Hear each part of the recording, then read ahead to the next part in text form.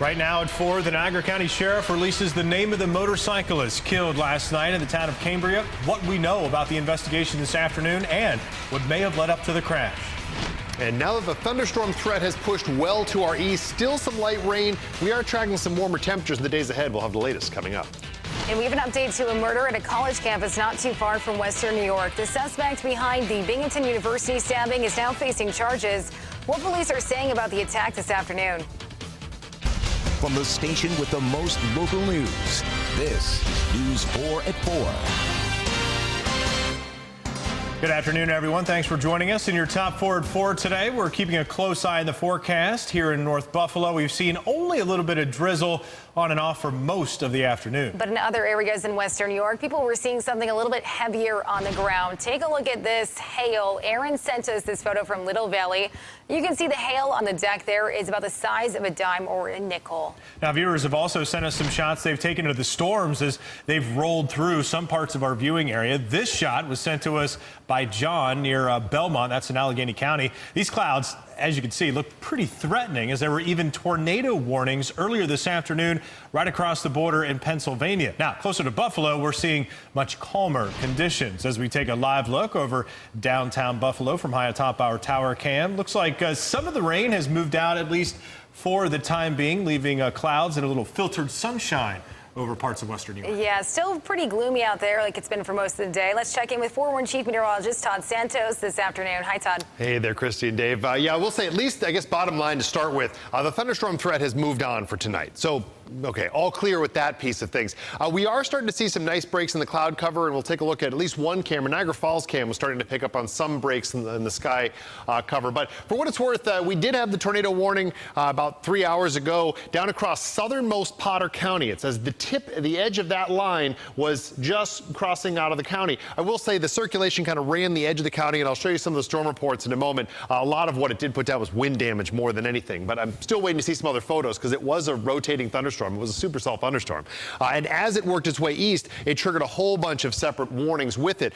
These boxes in yellow are tornado watch boxes that include areas just north of New York City. And I put the expiration times on here just to give you an idea for flights. This is going to cause an issue with flights coming into Buffalo or out of Buffalo through or from any of the major airports from Newark, New Jersey, through New York, up to Boston, Hartford, Providence, Teterboro. You get the idea as this line works its way through.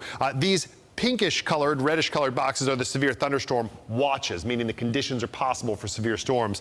And to the north, we've seen continuing, at least at times, a bit of a circulation. Just southeast of Binghamton, those two reports were actually funnel clouds. The rest of these were either wind, damage, or hail. That's what some of these other circles were.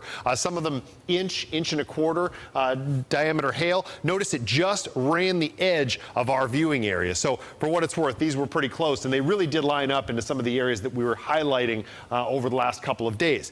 To the north, we had that little bit of a punch this morning, including even some small hail reported with that. At this point, all that's left for the short term are a few of these lighter showers. A lot of these have been really transitioning out of the area over the last hour. But just to give you an idea, here's a half hour's worth of radar data, and you see a few of those little tiny pockets, and that's really it. So for tonight, once we get past, say, 7, 8 o'clock, even those should be out of here. Temperature-wise, we have actually rebounded even a little better than expected around Buffalo and Niagara Falls. So we're getting to the high temperatures we were expecting, but for what it's worth, as the rain cooled us down, we managed to have a big enough window to get these numbers back into the upper 60s, but you see some 50s here, and that was really the expected, let's say, aftermath after the storms that would cool down into this evening. So not quite as mild as yesterday, but going forward into tomorrow, I think you're going to like what you'll see coming up. These were the shots of just the last hour and a half out of Niagara Falls, and you see a couple of these nice breaks in the cloud cover. That'll occur overnight tonight, so we're trending to mostly clear skies. As that happens, we will still see some patchy fog during the overnight hours. I'll call it patchy dense fog. Initially, it's been closer toward the lake, but we may see a few areas, especially if you can get into the mid and upper 40s with some of that into the early morning hours for tomorrow. Otherwise, tomorrow, I'll at least give this one tease ahead. We're talking around 10 degrees above average for this time of year and mostly sunny. And we'll take a look at the rest of the week in just a bit. Dave, Christy? Todd, thank you. And remember, you can get the latest forecast in the palm of your hands anytime. Just download our Forewarned weather app. It has hourly forecasts you can customize to your neighborhood and our live Forewarned Doppler radar. It is free for your phone or your tablet. We now know the name of the 23-year-old motorcyclist who was killed in a head-on crash last night in the town of Cambria. New this afternoon, the Niagara County Sheriff identified the man who died as Bradley Shawgo. He's the son of the fire chief in Norwich, New York. The sheriff also tells us the 19-year-old driver admitted to being extremely tired at the time of the crash.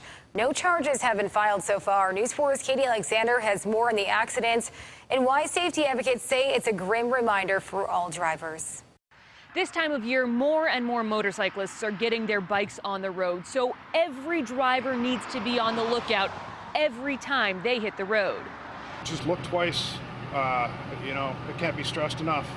It's all over the three-way signs. Look twice, save a life. That's all you got to do. Be patient. They're out there. Look for the lights. Double check. Look left. Look right. Look left again. It just can't be stressed enough. That was the message from the Niagara County Sheriff's Office early Tuesday morning after deputies responded to a deadly motorcycle crash on Saunders Settlement Road late Monday night. Investigators say a 19-year-old woman drove her SUV across the center line and hit the motorcycle head on. The motorcyclist was thrown from his bike and died at the scene. It's a tragedy, absolutely. It's still not clear what caused the SUV driver to cross the center line, but the president of the Buffalo Erie chapter of the group American Bikers Aim Toward Education, or ABATE, says a lot of motorcycle crashes may be preventable. I would say many are, if we just are aware of each other. A lot of the accidents with motorcyclists or even other accidents these days are distracted driving. May is Motorcycle Safety Awareness Month, and the 235 members of ABATE Buffalo Erie have been working hard to get the message to all drivers that safety is everyone's responsibility. We share the road with our, four-wheel friends. For us, as motorcyclists, we need to be alert. We need to be very defensive. For our four-wheeler friends, we just ask them to look for us. And respect us on that road along with them. For more safety advice from ABATE for all drivers, go to the Founded on 4 section of our website, WIVB.com. In East Aurora, Katie Alexander, News 4. We have more details on our website, WIVB.com. Also, News 4's Marissa Parlman spoke to Niagara Sheriff James Vautour. She'll have a full report on this story coming up on News 4 at 5 o'clock.